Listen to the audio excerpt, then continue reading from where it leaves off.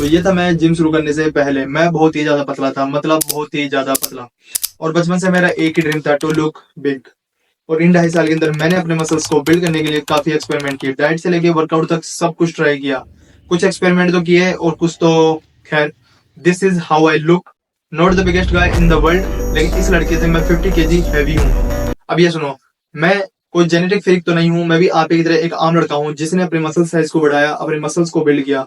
क्योंकि अब मैं अपने मसल्स को बिल्ड कर सकता हूँ, तो आप भी कर सकते हो। तो इस वीडियो के होने वाले हैं 2 पार्ट। पहला है डाइट, दूसरा है वर्कआउट। तो सबसे पहला पॉइंट है डाइट। तो डाइट के लिए आपको कैलोरीज सरप्लस में खाना पड़ेगा। कैलोरी सरप्लस खाओगे उससे आपकी अच्छी गेनिंग होगी, मतलब बल्किंग। जिस भाई को ये नहीं पता कि कैलोरी सरप्लस किसे कहते हैं, तो उसके लिए मैं बता देता हूँ।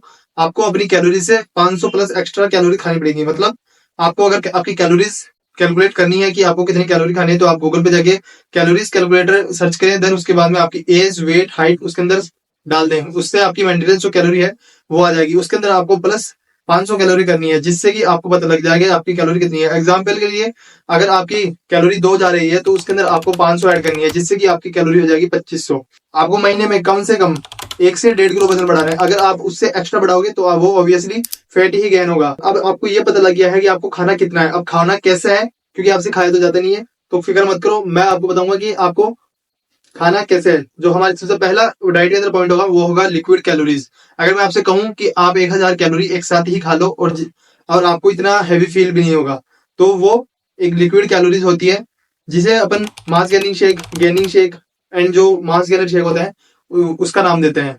जिससे आपकी एक और बारी में आप पियोगे, पीते ही आपकी 1000 कैलोरी कंप्लीट हो जाएगी।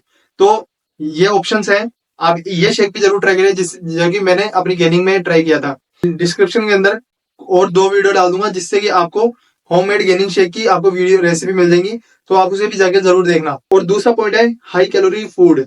हाँ, हाई कैलोरी फूड जिसके अंदर आपको, जैसे पास्ता होते हैं, पिज्जा होते हैं, बर्गर होते हैं, ऐसी चीजें होती हैं, उसके अंदर ज्यादा कैलोरी आती है। लेकिन मैं ये नहीं कहूंगा कि आप फास्ट फूड ही खाओ, लेकिन कभी कभार आप अपनी कैलोरीज को कंप्लीट करने के लिए कभी कभार आप फास्ट फूड खा सकते हो, जैसे चिकन बर्गर, पनीर सैंडविच, ऐसी चीजें खा सकते हो। जैसे बिरयानी हो गई, वो भी खा सकते हो। हेल्थी ऑप्शन के लिए मैं बता देता हूँ, आप ले सकते हो मिल्क, नट्स और पीनट बटर, एग्स, ये चीजें आप ले सकते हो, जिसके अंदर भी हाई कैलोरी होती है।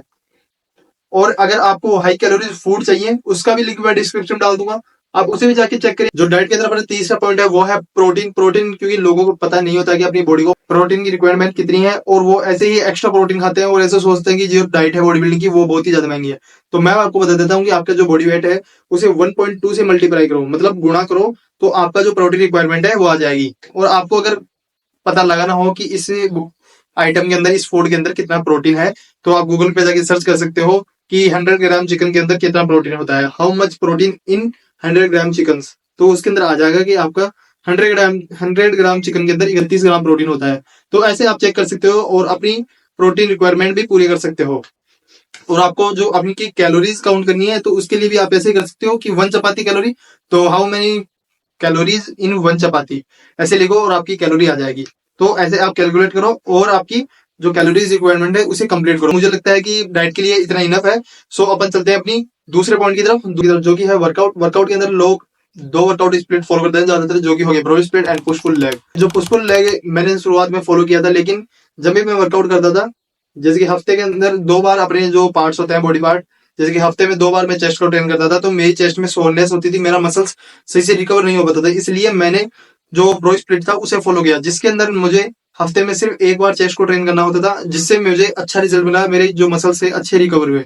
अगर आप अपने मसल्स को रिकवर होने का वक्त नहीं दोगे, तो आपके मसल्स कैसे रिकवर होंगे। सो मुझे ये ब्रो स्प्लिट अच्छा लगता है। अगर आपको इन दोनों मसल्स, इन जो वर्कआउट प्लान है, इन्हें ट्राई करो। अगर आपको पुश पुल लेग से अच्छा रिजल्ट मिलता है तो आप पुश पुल लेग फॉलो करो, और आपको ब्रो स्प्लिट से अच्छा रिजल्ट मिलता है तो आप ब्रो स्प्लिट फॉलो करो। चलते हैं अपने दूसरे पॉइंट की तरफ कि आपको ट्रेनिंग कैसे करनी है। मैं एडवाइस करूंगा कि आपको हाई इंटेंसिटी ट्रेनिंग करनी है विद टेक्निक।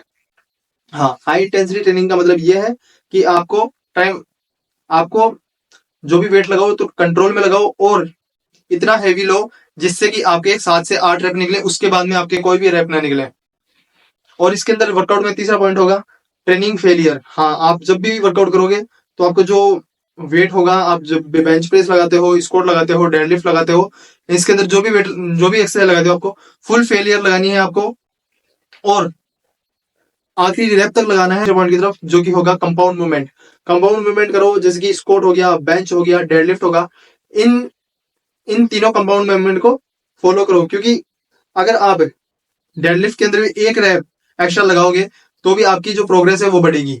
इसका मतलब यह है कि इसे प्रोग्रेसिव ओवरलोड कहते हैं। जैसे कि आपने लगाया, हफ्ते के अंदर आप एक बार डेडलिफ्ट लगाओगे, एक बार स्क्वाट लगाओगे, एक बार बेंच प्रेस लगाओगे, तो इन तीनों एक्सरसाइज के अंदर अगर आपने एक सेट बढ़ाया या एक रैप भी बढ़ाया तो आपकी होगी वो प्रोग्रेसिव ओवरलोड। और आपको आपके जो फोन होता है उसके अंदर नोट होता है, उसके फोन के अंदर जो नोट्स ऐप होता है उसके अंदर आपकी जो प्रोग्रेस है वो लिखो। जैसे कि चेस्ट के अंदर आपने बेंच प्रेस से 60 केजी से 5 रैप निकाले, तो आपको अगले हफ्ते ट्राई करना है कि आप 60 केजी से 6 रैप निकालने की कोशिश करो। ऐसे करके आपकी अपनी प्रोग्रेस को बढ़ाओ और एक अच्छा वर्कआउट शेड्यूल फॉलो करो, जिससे कि आप अपनी बॉडी को एक अच्छा गेनिंग कर पाओगे और अच्छा रिजल्ट दे पाओगे। सो ये थी आज की वीडियो। और अगर आपको इस वीडियो में कोई भी डाउट है तो ये मेरी इंस्टाग्राम आईडी है, इसके ऊपर आप मेरे को मैसेज करके जो भी डाउट्स हैं वो पूछ सकते हैं। तो अभी के लिए bye, thanks for watching video.